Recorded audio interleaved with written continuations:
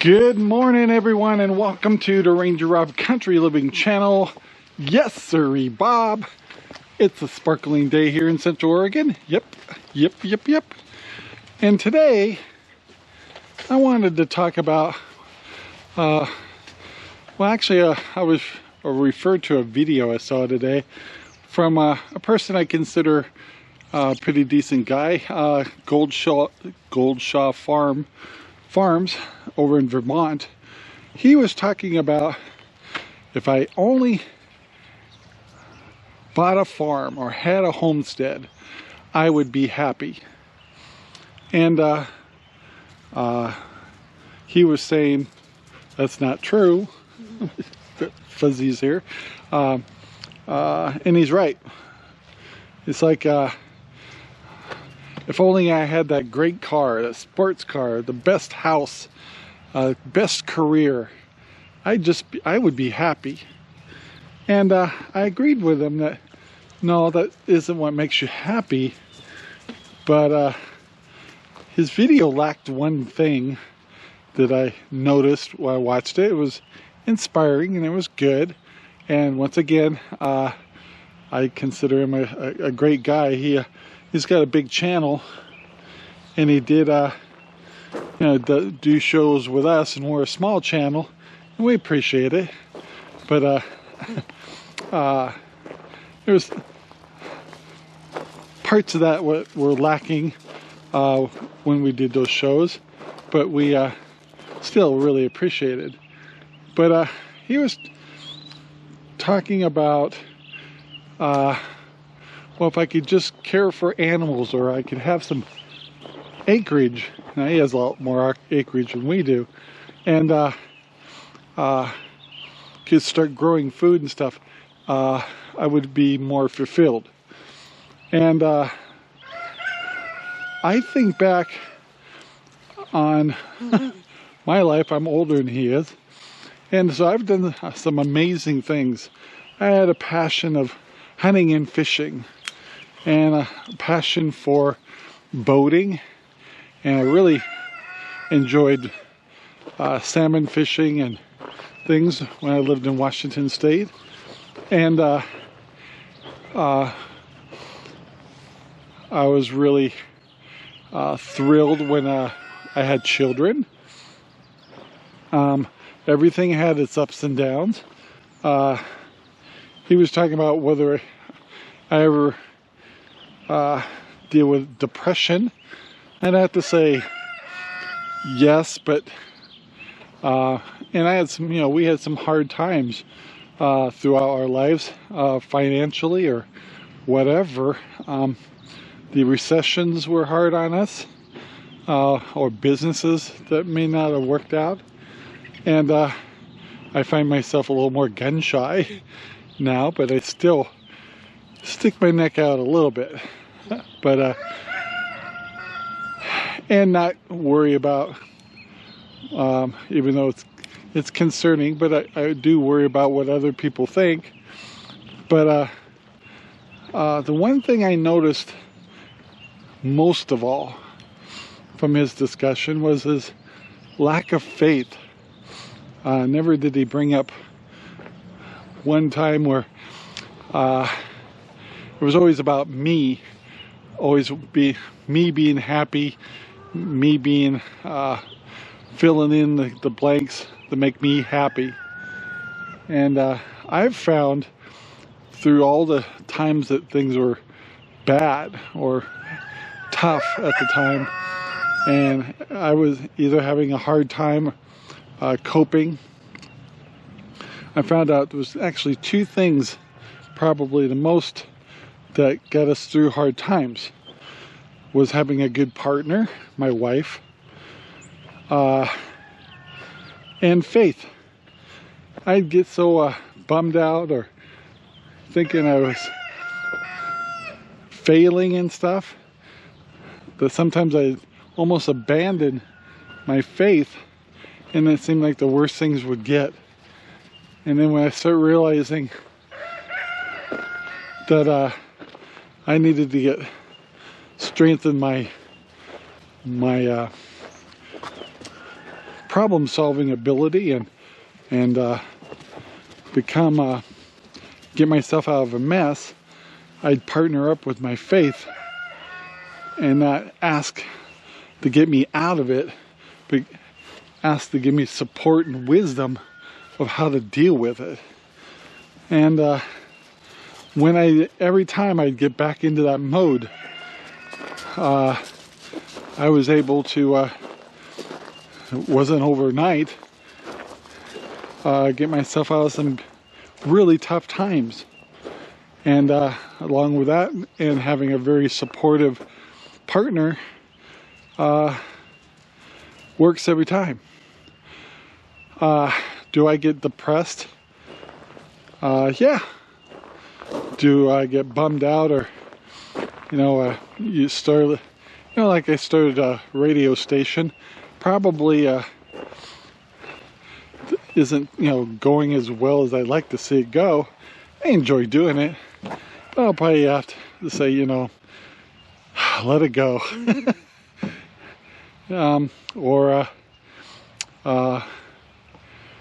I have a mixture of things in my life that I constantly battle with is being a minimalist.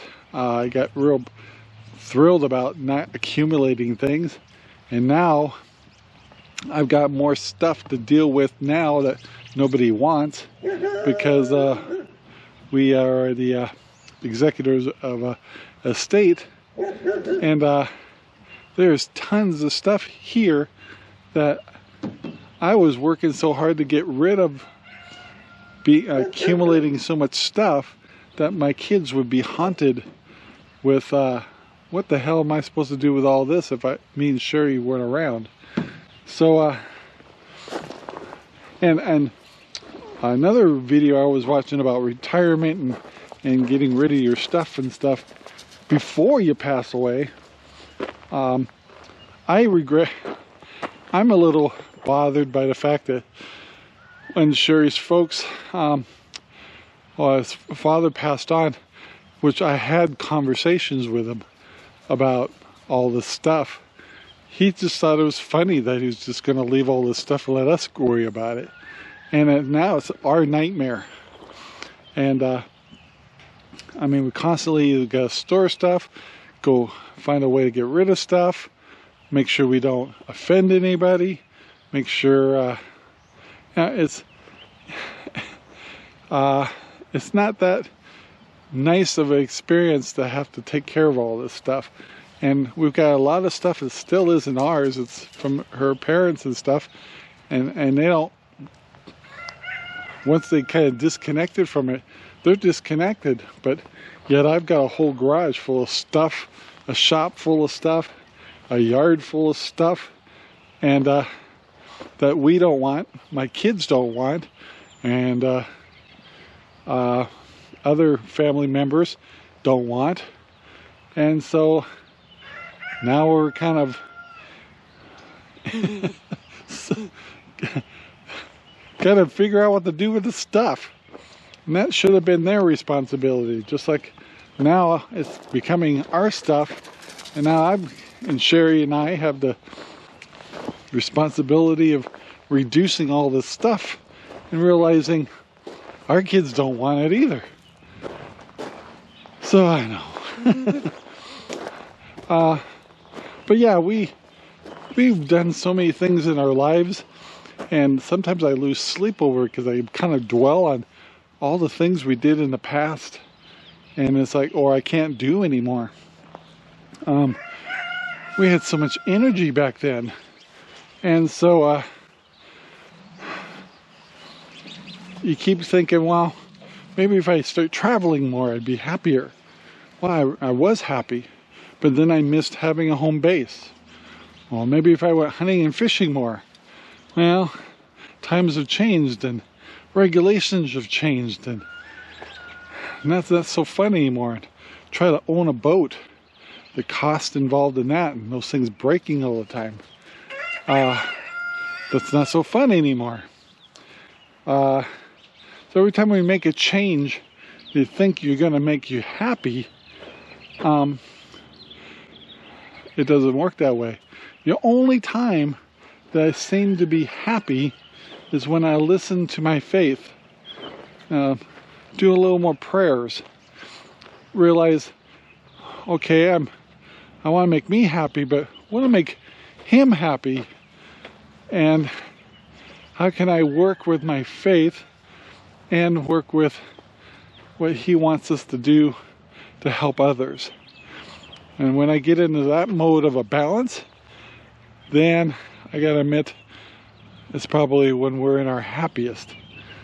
But you know, well, maybe if I have a bunch of pigs, or maybe I have chickens, take care of big gardens, I'd be happy. So I go crazy, and I had all kinds of stuff going here, and pretty soon I'm finding myself, that's all I did was work.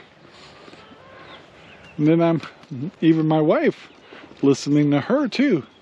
It's like, you need to tone this down, because you're just working. It's like, you gotta find a balance. And then there's some things in the past we've done, like traveling and RV travel. That was great and stuff.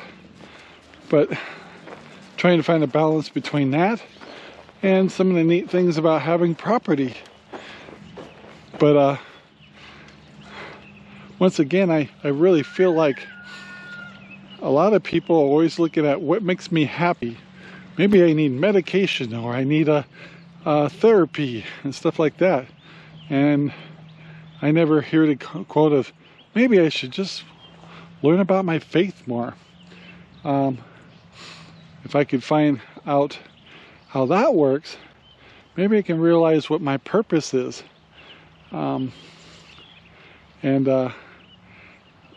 Another thing is, oh my gosh, it's just driving me crazy, is the news. I've got to find a way to shut that off, I guess. But I can't ignore it, because you should be informed and know what to do under some of these crises. I've been around through a couple of recessions, and luckily I haven't been around during war. I really don't want to be involved in that, but if it happens, it's like it changes everything that we do and how we operate in our country and the whole thing. And I watch another video once in a while from the RV Odd Couple, where they have a RV park, and they kind of bought it and became a place of God, community, and I don't remember it all. Anyway, and sometimes I feel like it's easy to get too involved with faith or things like that, where you're almost obnoxious and it's a harder sell. So when I talk about faith, I just don't want to talk about it and preach it. I just want to say it's there, and I would just say go visit it. It's up to you. It's not my job to say the magic words of what I'm not a good speaker. And but I can tell you that it might be something you want to visit. So if you are depressed, or you are having family problems or health problems and stuff, instead of just focusing on medicines and what can I do to make myself happy, you know, maybe you should tap into the faith. Make sure that your partner and you are communicating and talking and supporting each other. And yeah, and don't go too far in all the directions, but I'm telling you to do this and live this life without having your faith there, you may not totally understand everything that's happening. And so yeah, I don't know, I just thought I'd bring that up. Another great thing is having good friends. Now I've learned over time that between businesses and things we do uniquely and stuff, that people come into our lives and you really find out that they're just trying to take a piece of your pie. And then there's others, for example, our podcast now, which is a couple of families which don't have the same resources. Don't have their own channels. They're not doing their own podcasts. They may someday, that's okay. But they're not working with us when they're on the podcast. They're there because they really just want to be on the podcast. They're not trying to boost their farm or homestead at a point of trying to take a piece of my pie, where our podcast is all theirs. And we run the software and the platform, but they're there because they really enjoy it and they like to share their stories, and they really don't have they're not trying to do what we're doing. They're doing what they want to do, but once a week they'll get along as best as they can to share, and it's turned out to be a friendship instead of a business relationship. So when you watch our podcast, you're watching people that really enjoy each other, and yet we all have separate lives, and there's a lot of things that we do that they don't do, and vice versa. But they're supportive. What you don't see is those same people, just when I had a little health problem, they're the first ones to make sure that we're okay. And when I needed extra help, those people were here to help us. And I add that to the next category of, I see, like when I watch Goldshaw Farms, talks about other channels he's doing shows with, and really there's some good advice and stuff, but each one of them are interested in their own channels, and so they don't necessarily do what they do because they really want to help others as they are trying to help themselves. And we've learned that too. We thought like Goldshaw Farms would help us a little bit, but that didn't happen. And it's